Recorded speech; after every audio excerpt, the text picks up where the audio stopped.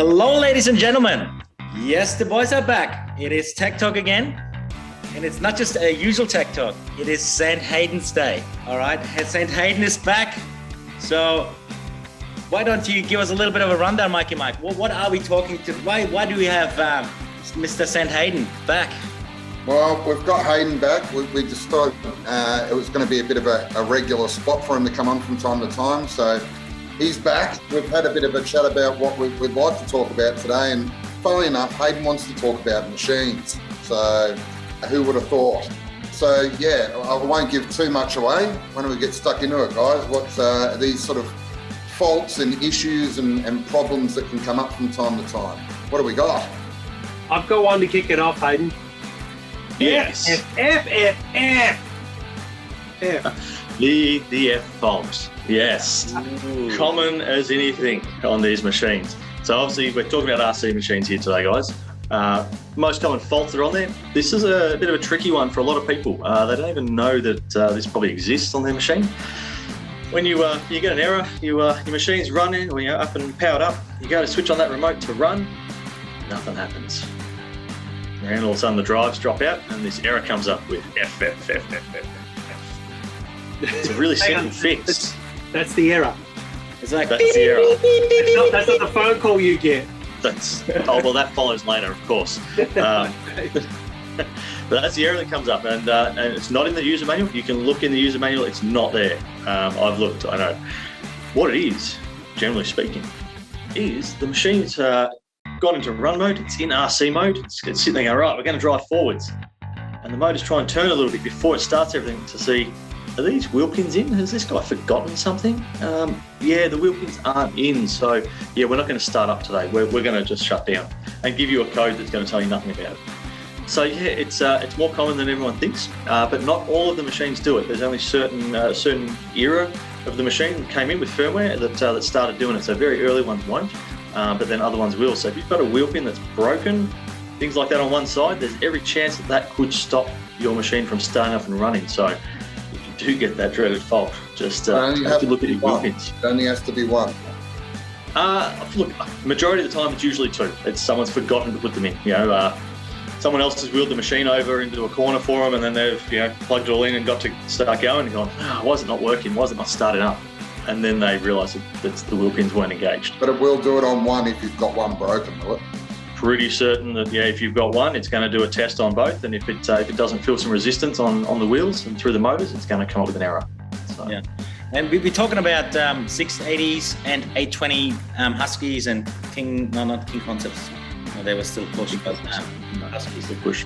Yeah, just the RC Huskies at this stage. Look, again, the newer ones may also have it. They run quite similar gear in the newer range, so it could even be that it's still in those.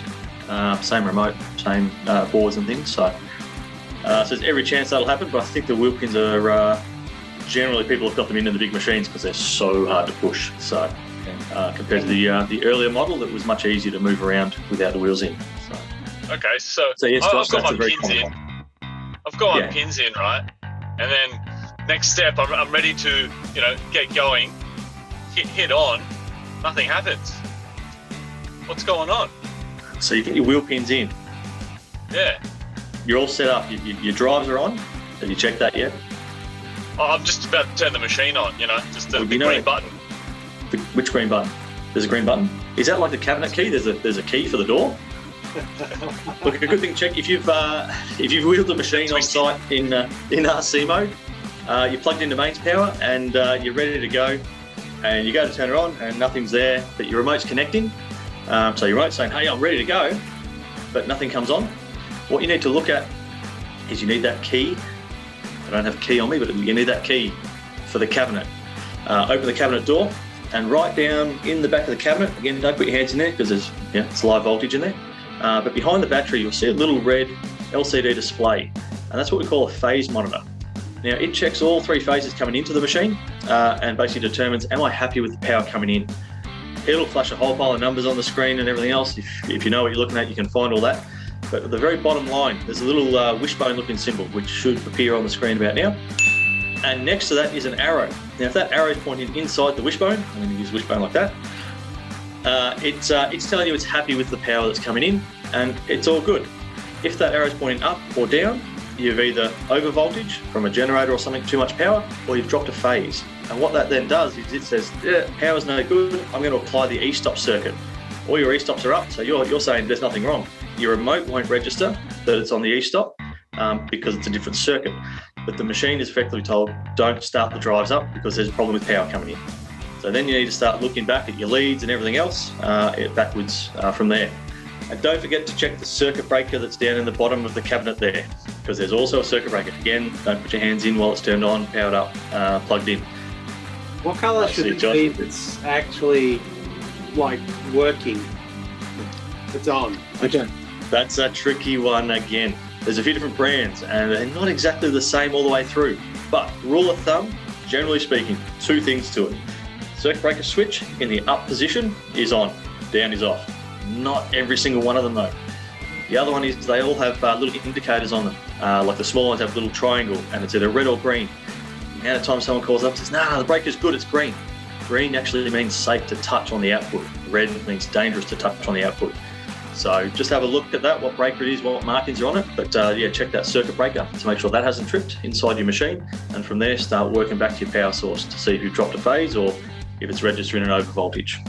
Yeah, when you say dropped a phase, where is it possible that I may have dropped it? Like, depends where you were last. Was that in my pocket? Was it like, where could this phase be? Is there a phase detector or something? Do I just trace my steps and go and have a look for my phase? It depends how phased you are. I mean, look, we've got these fantastic tools for testing phases in leads and power outlets.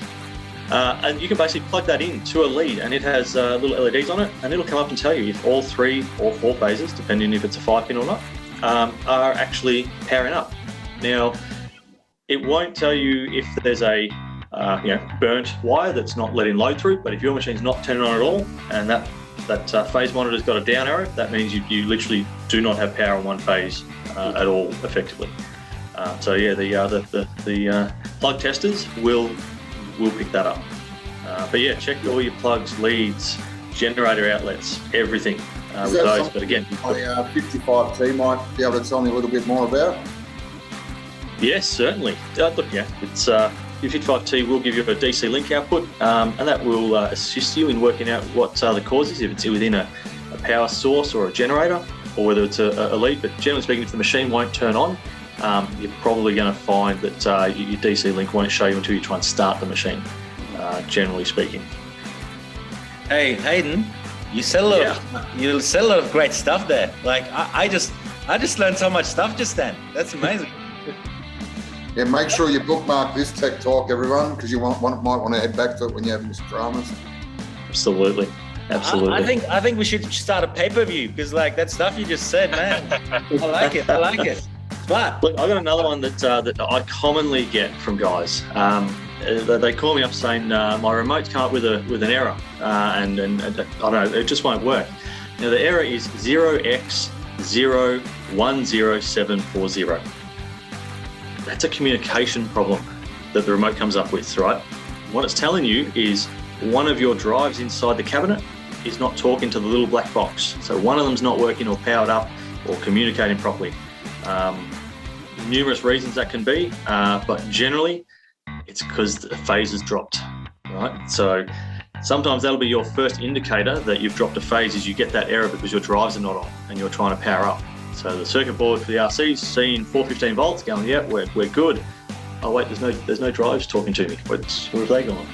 And yeah, that'll then pop up with this error. And that's a good indicator straight away that, hey, I need to check my phase monitor and see if I've got good power and if everything's happy. But that's a very, very, very common fault that I get calls about. Yeah, so all these tools exist inside the machine and everything. You don't even get a key to be able to use those things, those diagnostics. That's exactly right. That's exactly right.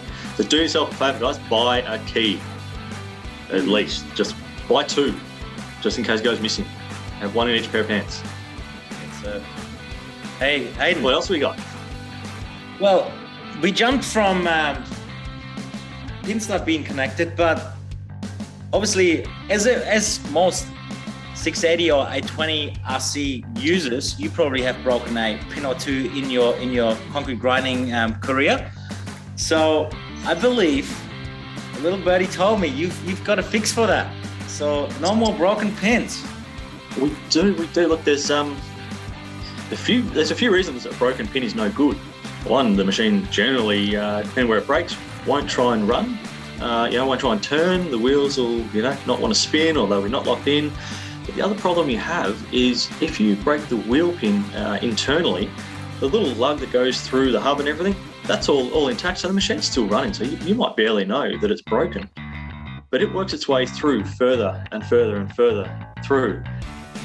And then it rubs around the actual outer housing of where your motor is held on that chassis. Cue photo. I've seen and that. That then wears right through, and your motor falls out the side of the machine.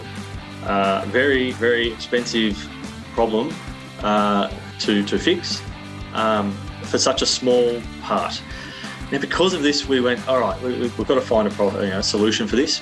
So many people broke pins, and the majority of people always said to us, well, I don't really remove it. It's generally the only time I pull the pins out is if I'm having a problem. Otherwise, there's a reason I bought an RC, and it's to drive in RC mode. So we came up with this idea of why not make solid pins that you don't actually have to, pull in and out. You wind them in and you wind them out. They're in there permanently. Cue photo. So these new pins, once they're in, they're not going to break anywhere near what the other ones do, which means they're not going to work their way through and rub around the chassis and then wear through and drop your motor out. I don't see a downfall to it. You want to put it into push mode? Okay, grab an Allen key and unwind it. You're in push mode. Nothing's changed.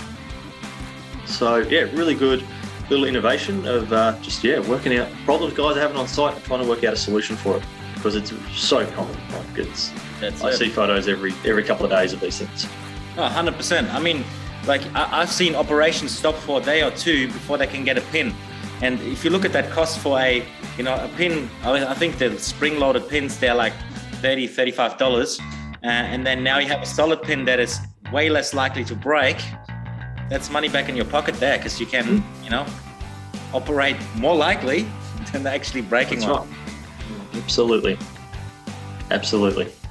Yeah. So get in on it, guys. Put your orders in for solid wheel pins. You can fit them yourselves. You don't need us to do it. And you can get them shipped around the world wherever you want. Do yourself a solid and buy a solid. Exactly.